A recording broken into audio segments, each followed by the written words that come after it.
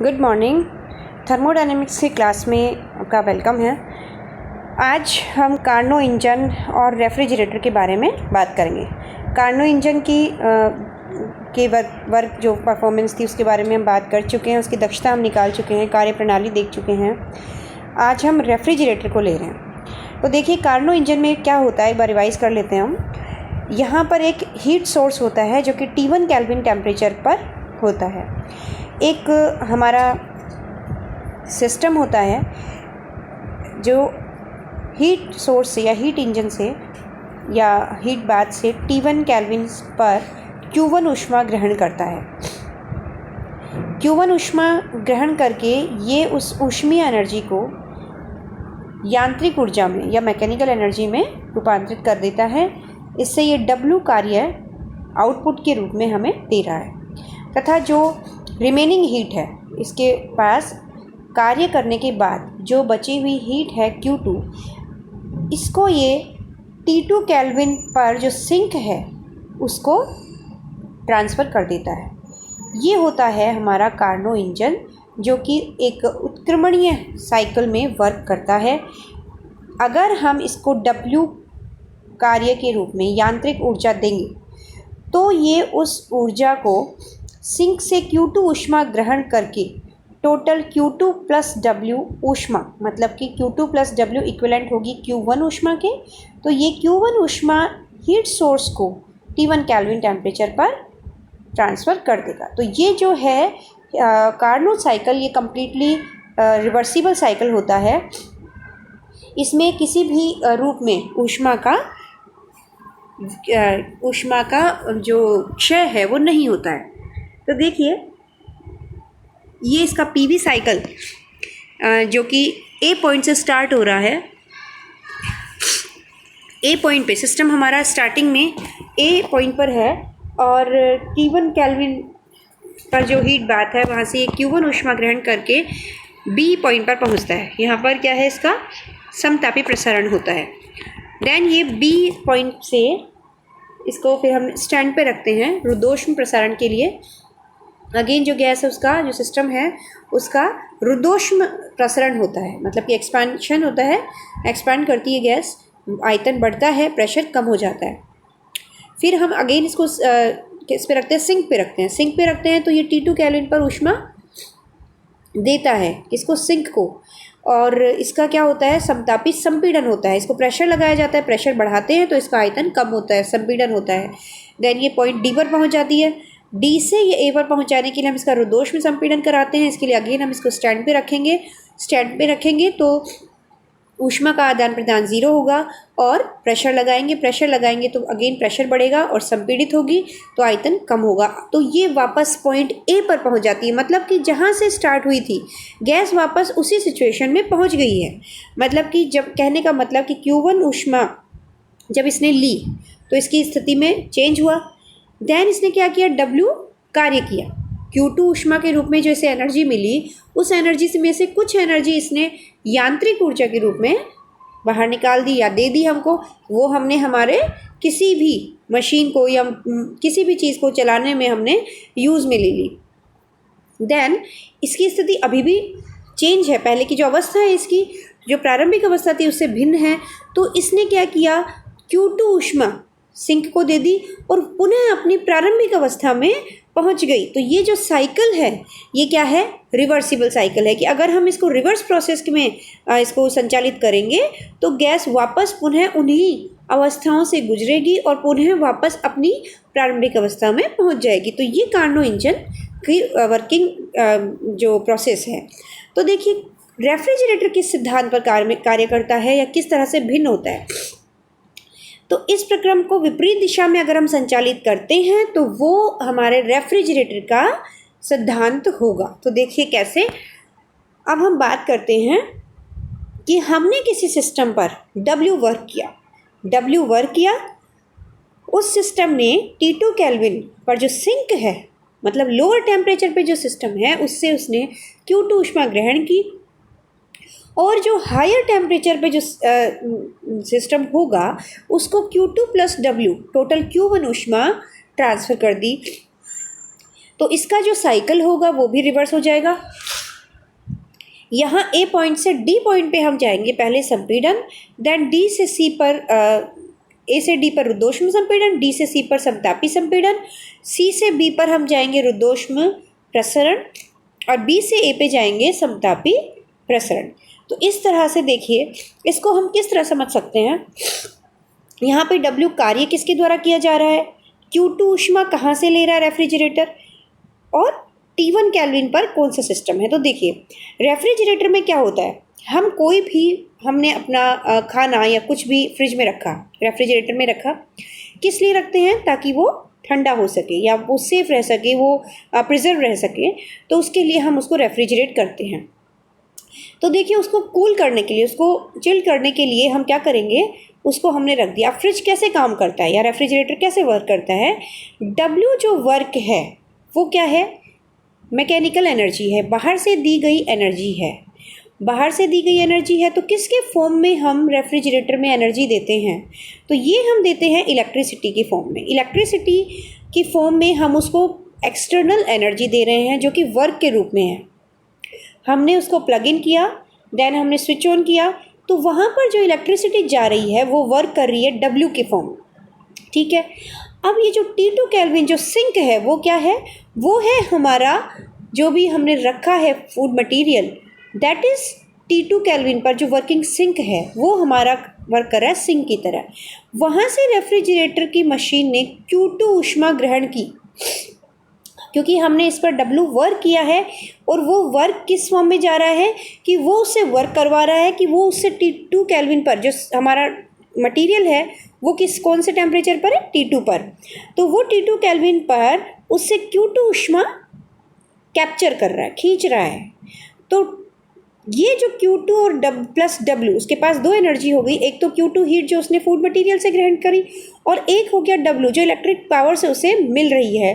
तो ये जो दोनों एनर्जीज होंगी Q2 plus W equivalent to Q1, ये टोटल वो कंप्रेशर की सहायता से बाहर एटमॉस्फेयर में, जो कि T1 केल्विन पर हम मान रहे हैं, जो कि हीट सोर्स की तरह वर्क कर रहा है एटमॉस्फेयर, हमारा बाहरी वातावरण। क्योंकि आप जानते हैं कि फ्रिज के पीछे, रेफ्रिजरेटर के पीछे हम क्या कहते हैं कि एटलीस्ट 70 सेंटीमीटर का गैप होना चाहिए, ओके। तो वो क्या है, बाहर हम गैप क्यों रखते हैं फ्रिज के पीछे, ताकि जो हीट इमिशन है उसके लिए प्रॉपर स्पेस मिल सके, ताकि उसके रेफ्रिजरेटर के जो पार्ट्स हैं मशीनरी पार्ट्स हैं वो डैमेज ना हो।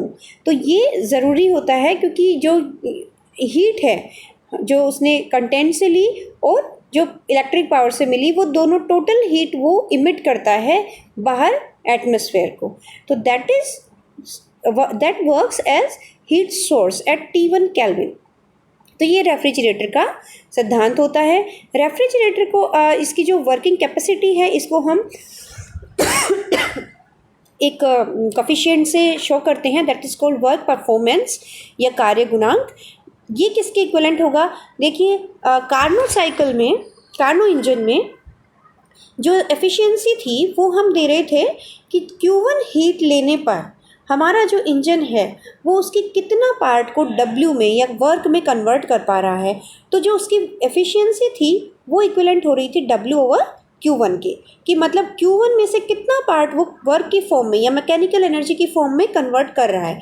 यहाँ पर क्या होगा, यहाँ पर इसका अपोजिट होगा कि हम W दे रहे हैं, जो वर्क दे रहे हैं उसके कंपैरिजन में वो कितना पार्ट Q2 का उससे खींच रहा है, या Q2 हीट जो कंटेंट है उससे ले पा रहा है। जितना ज़्यादा ले पाएगा उतना ही हमारा फूड कंटेंट को चिल्ड हो पाएगा, उतना ही ठंडा हो पाएगा। तो जितना W देने पर वो Q2 जितना ज़्यादा होगा, तो ये हमारा वर्किंग परफॉर्मेंस क्या हो गया, Q2 अपॉन W, कि W के रिस्पेक्ट में Q2 कितना है, तो Q2 ओवर W। तो Q2 over W is equivalent to Q1 minus Q2। तो देखिए यहाँ पर जो एफिशिएंसी थी, वो एफिशिएंसी ऑफ कार्नोट इंजन वो कभी भी 100% से ज़्यादा नहीं हो सकती, लेस देन और इक्वलेंट टू 100%, और 100% भी बहुत आइडल केसेस में, आइडल सिचुएशंस में हो सकती थी। लेकिन यहाँ पर रेफ्रिजरेटर का जो वर्क परफॉर्मेंस है that may be greater than 100%, वो 100% हो सकता है जनरल केसेस में भी, क्योंकि we know that Q2 is greater than Q1 minus Q2, so it approximately always greater than 100%. So next हम देखते हैं कार्नोट्स थ्योरम.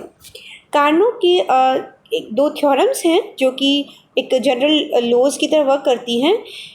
किन्हीं भी दिए, फर्स्ट लॉ है इसका, फर्स्ट थ्योरम है, किन्हीं दिए गए दो तापों के बीच कार्य कर रहे सभी ऊष्मा इंजनों की दक्षता उन्हीं तापों के बीच कार्य कर रहे उत्क्रमणीय कार्नो इंजन की दक्षता से अधिक नहीं हो सकती है. दैट इज, उत्क्रमणीय कार्नो इंजन की दक्षता हमेशा मैक्सिमम होती है. देखिए, हम कह रहे हैं यहाँ पर कि दो टेम्परेचर्स हैं T1 और T2. एक ऊष्मा स्रोत का है, दूसरा ऊष्मा सिंक का है. दो टेम्परेचर्स के बीच दो तरह के इंजन वर्क कर रहे हैं. एक तो हमारा कोई भी हीट इंजन हमने ले लिया जो कि रिवर्सिबल नहीं है. दूसरा हीट इंजन हमने कार्नोट्स रिवर्सिबल इंजन लिया है जो कि रिवर्सिबल है. वो भी सेम उन्हीं टेम्परेचर्स के बीच में वर्क कर रहा है. लेकिन यहाँ पर अगर हम एफिशिएंसी निकालेंगे तो Carnot engine it has always maximum efficiency in comparison to any heat engine. वो किसी भी हीट इंजन के कंपैरिजन में हमेशा ज़्यादा होगी क्योंकि वो रिवर्सिबल हीट इंजन है. और यही सिद्धांत होता है कार्नोट्स हीट इंजन का, क्योंकि इसकी एफिशिएंसी हमेशा ज़्यादा होगी. अगर वो रिवर्सिबल है तो उसमें हीट लॉस नहीं होगा किसी भी पॉइंट पर, तो इसकी हीट लॉस नहीं होगा तो एफिशिएंसी ज़्यादा हो जाएगी. कहीं भी जहाँ पर लॉस होता है वहाँ पर डेफिनेटली एफिशिएंसी क्या होगी, कम होगी. सेकंड इसका जो थ्योरम है वो है किन्हीं दिए गए दो तापों के बीच कार्य कर रहे सभी उत्क्रमणीय इंजनों की दक्षता समान होती है, चाहे कार्यकारी द्रव्य की प्रकृति कुछ भी हो. सेकेंड थ्योरम कहती है कि अगर दो सेम टेम्परेचर है, T1 और T2 टेम्परेचर है, दूसरा हीट इंजन भी T1 और T2 के बीच वर्क कर रहा है, उनका जो वर्किंग सब्सटेंस है, जो मटेरियल जो हमने बीच में जो गैस ली है, जो सिस्टम लिया है, वो डिफरेंट कर दो आप. कोई भी एक का बहुत प्योर गैस लिया और एक ही इम्प्योर गैस लिया हो. लेकिन अगर दोनों हीट इंजन्स रिवर्सिबल हैं, अगर दोनों हीट इंजन, एक तो उनके टेम्परेचर सेम है, T1 T2 दोनों के सेम है, और सेकंड वो दोनों ही हीट इंजन्स रिवर्सिबल हैं, तो उनके जो एफिशिएंसी होगी वो दोनों की सेम होगी, चाहे वर्किंग सब्सटेंस कुछ भी हो, चाहे वर्किंग सब्सटेंस बिल्कुल डिफरेंट हो, दोनों का कुछ भी हो, लेकिन उनकी एफिशिएंसी बिल्कुल सेम होगी. तो ये दोनों थ्योरम्स हैं, इनका हम प्रूफ देखते हैं. फर्स्ट है, लेट R एक हमने उत्क्रमणीय इंजन माना है. यहाँ हम डायग्राम में देख सकते हैं R, एक R माना जो कि उत्क्रमणीय इंजन है. I जो है अनुत्क्रमणीय इंजन है, क्योंकि पहला कथन क्या था कि उत्क्रमणीय इंजन की दक्षता हमेशा अधिक होती है, अधिकतम होती है, मैक्सिमम होती है. R और I सेम सोर्स और सिंक के बीच समान कार्य W कर रहे हैं. T1 और T2 के बीच में दोनों वर्किंग हैं. R जो है, R भी T1 T2 के बीच में वर्किंग है और I भी T1 और T2 के बीच में वर्क कर रहा है. All right, T1 is greater then T2 है क्योंकि T1 हमने हीट सोर्स माना है और T2 सिंक माना है. तो देखिए R हम यहाँ से देखते हैं, यहाँ से R जो है T1 केल्विन पर Q ऊष्मा ग्रहण करता है, W वर्क कर देता है, और जो बची हुई ऊष्मा है Q माइनस W वो T2 पर इमिट कर देता है, छोड़ देता है, उसको दे देता है. इसी तरह से I जो इरिवर्सिबल इंजन है वो भी T1 केल्विन पर Q प्राइम ऊष्मा ग्रहण करता है, W कार्य कर देता है, और जो रिमेनिंग हीट है Q प्राइम माइनस W वो T2 केल्विन पर इमिट कर देता है. सो देखिए नीटा R कितनी होगी, W ओवर Q, इसकी जो एफिशिएंसी होगी वो होगी W ओवर Q. इधर नीटा I की जो एफिशिएंसी होगी वो होगी W ओवर Q प्राइम. माना कथन के विपरीत, ये हमने यहाँ तक कर लिया है. इसके बाद में हम एक let us suppose that Neeta I is greater than Neeta R. हमने इसका अपोजिट लेकर चल रहे हैं. हमने मान लिया कि जो अनुत्क्रमणीय इंजन है उसकी दक्षता अधिक है उत्क्रमणीय इंजन के कंपैरिजन में. सो W over Q prime is greater then W over Q. It means Q prime is less then from Q. Q prime जो हीट है वो कम होनी चाहिए Q से. इसका मतलब Q minus Q prime is always a positive quantity. ये हमेशा एक पॉजिटिव क्वांटिटी होनी चाहिए. सो अब हमने कहा कि मान लिया R को हमने रेफ्रिजरेटर मान लिया, जो रिवर्सिबल इंजन है उसको हमने एक रेफ्रिजरेटर मान लिया. इसको हम कैसे प्रूव करेंगे, यहाँ तक हमने इसका एक मैथमेटिकल फॉर्मुलेशन कर लिया है कि कथन के विपरीत हम लेकर चले और हमने यहाँ तक एक डिराइव कर लिया कि Q माइनस Q प्राइम जो है पॉजिटिव क्वांटिटी है. नेक्स्ट हम मान रहे हैं इस फिगर 1 से, फिगर 1 में देखिए आर जो है रिवर्सिबल है, इसको हमने रेफ्रिजरेटर की तरह ट्रीट कर लिया, आई को ये रिवर्सिबल इंजन मान लिया। अब जो आई जो इंजन है मेरा वो क्या कर रहा है, क्यू प्राइम हीट ले रहा है, डब्ल्यू वर्क कर रहा है और Q prime minus W T2 kelvin पर सिंक को दे रहा है। ये जो डब्ल्यू वर्क है ये हम रेफ्रिजरेटर को दे देते हैं, सेम टेम्परेचर इसलिए नो इशू।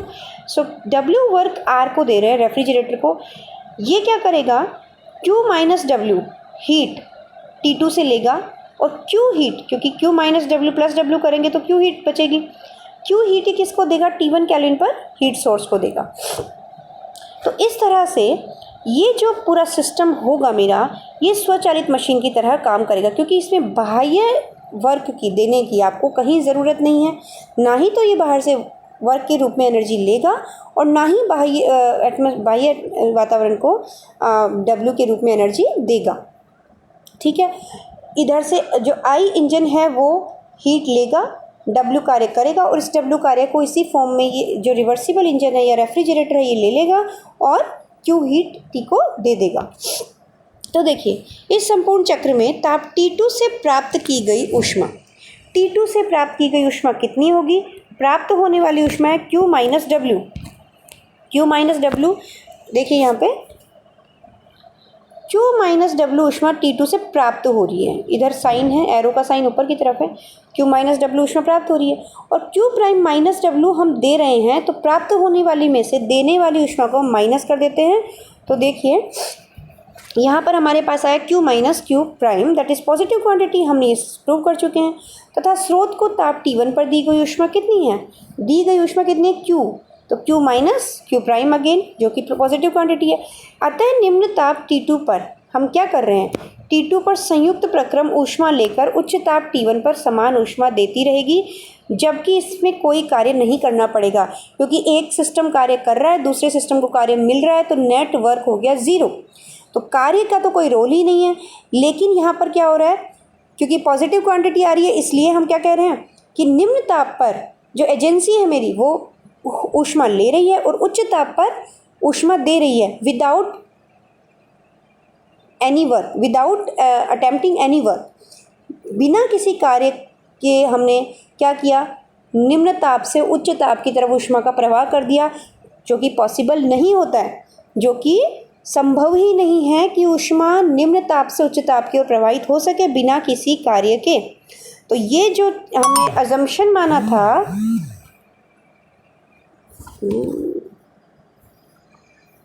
ये जो हमने अजम्पशन माना था ये क्या हो गया, रॉन्ग हो गया। But without any work low temperature से हीट फ्लो जो हाई टेम्परेचर की तरफ है इज़ नॉट पॉसिबल। अतः जो हमने अजम्पशन माना था वो गलत हो गया, इसलिए eta R is always greater than eta I. इसी तरह हम लेते हैं सेकंड कथन, किन्हीं दिए गए दो तापों